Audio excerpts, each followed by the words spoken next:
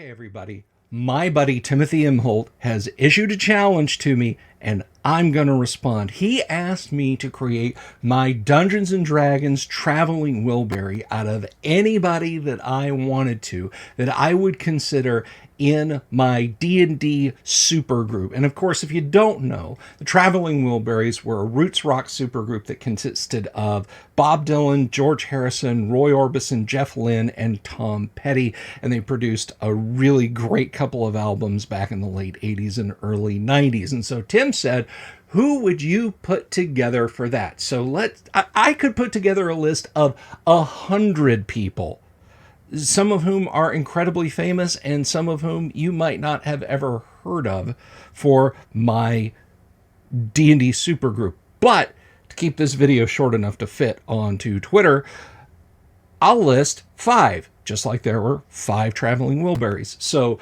right off the bat, I've got to go with Gary Gygax's Dungeon Master, right? I mean, you start with the best, you know? So Gary Gygax's DM. Now, next up, it may seem a little too cute, a little too on the nose, but I think it's important because Vin Diesel really kind of brought D&D into the public space.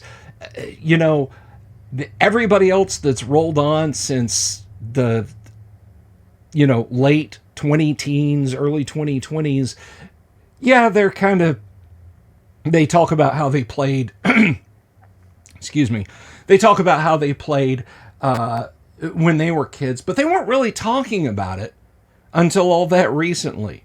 Vin Diesel back in the early 2000s was talking about being a D&D player. He's got his character's name tattooed across his abs, for God's sake. So definitely Vin Diesel, that's number 2. In number 3 spot, I'm going to go with Mike Myers. Mike Myers is a funny guy, and he played a character on SNL called Lothar of the Hill People, which was the name of a character he played in D&D games. So Mike Myers is my number 3. Number 4, I'm going to have to say Robin Williams, the late, great Robin Williams. He was a tabletop gamer going way back. He picked up original Dungeons and Dragons when he was studying at Juilliard.